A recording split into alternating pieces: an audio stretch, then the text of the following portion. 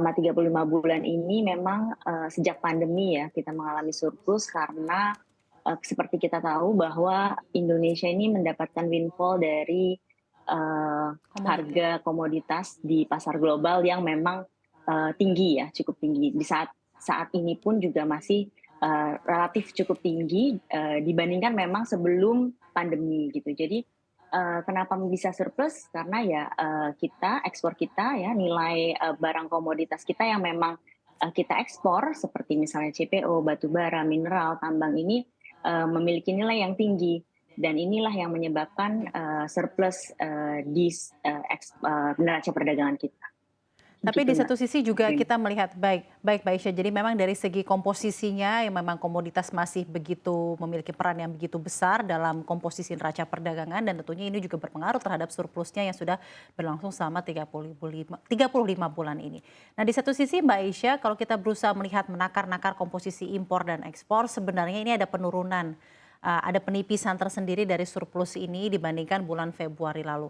Apakah sebenarnya ini indikasi dari di tengah perlambatan ekonomi, maka dari itu ekspor Indonesia ke negara-negara lain juga agak sedikit terhambat dan di satu sisi apakah ada masa-masa kita perlu waspada ke depannya neraca dagang akan ada kemungkinan untuk kembali defisit setelah berbulan-bulan bahkan lebih dari 2 tahun ini sudah sukses surplus?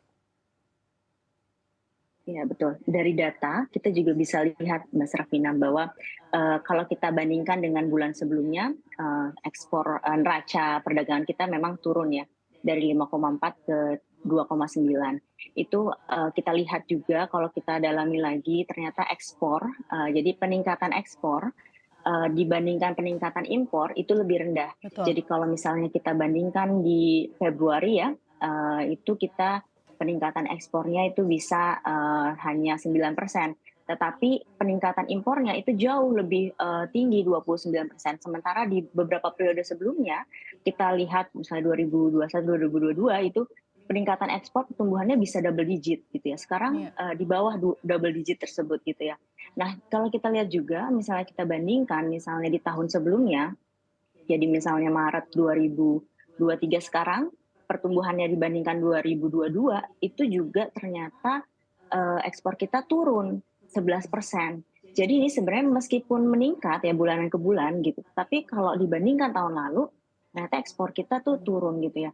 Nah ini apa penyebabnya? Salah satunya, penurunan ini bisa dilihat ada, ekspor misalnya lemak minyak nabati, kemudian nikel, dan beberapa komponen lainnya ya. Nah ini, walaupun memang ada, komoditas-komoditas lain yang masih baik gitu ya, seperti Iya. besi baja dan lain-lain. Nah ini memang kita harus waspada di mana, tentunya kalau ke depan kan, masih ada indikasi, perlambatan, ekonomi global ya. Dan proyeksinya juga setelah mungkin semester kedua gitu ya di tahun ini akan terjadi, apa ya, normalisasi harga juga komoditas, nggak akan setinggi tahun kemarin dan di awal tahun gitu, akan menurun gitu. Jadi memang ke depan kita bisa mungkin agak, sedikit ini ya, waspada juga bahwa penurunan ekspor bisa jadi, terus terjadi terutama untuk, barang-barang, apa, komoditas tersebut gitu ya, yang memang harganya akan menurun ke depan, Iya. seperti itu. Tapi apakah dari kita sendiri mungkin dari segi perdagangan gitu ya, neraca perdagangan sendiri di Indonesia, adakah kewaspadaan, di tahun ini ada kemungkinan neraca perdagangan Indonesia berbalik arah dan kemudian menjadi defisit karena di satu sisi peningkatan impor dan ekspor ini tidak berjalan secara seperti seperti surplus yang terjadi. Ada penipisan dalam hal net ekspor yang terjadi juga yang kita ketahui dari tren-trennya selama beberapa bulan terakhir ini. Ditambah kita ketahui juga makroekonomi global sedang begitu uncertain dan mungkin demand dari negara-negara importir kita juga menurun.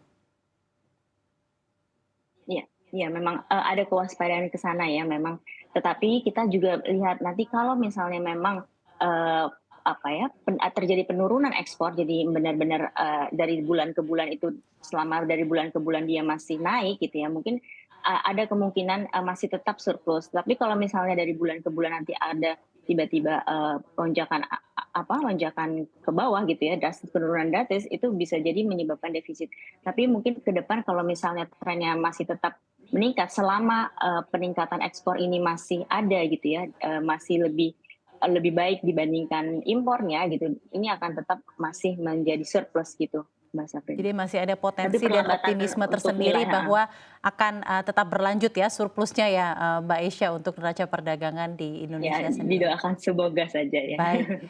Di satu sisi mungkin kalau kita berusaha melihat, saat ini yang sedang, menjadi momok tersendiri adalah wacana mengenai dedolarisasi, Mbak Asia. Banyak negara yang sudah berancang-ancang nih sepertinya akan meninggalkan dolar Amerika Serikat dan menggunakan mata uang sendiri atau local currency transaction sepertinya di-push gitu ya, begitu agresif dengan adanya wacana dedolarisasi ini. Akan seperti apa dampaknya terhadap penguatan dolar Amerika Serikat dan juga bagaimana dampak sentimen ini terhadap mata uang Garuda sendiri, Mbak Isya? Iya, baik.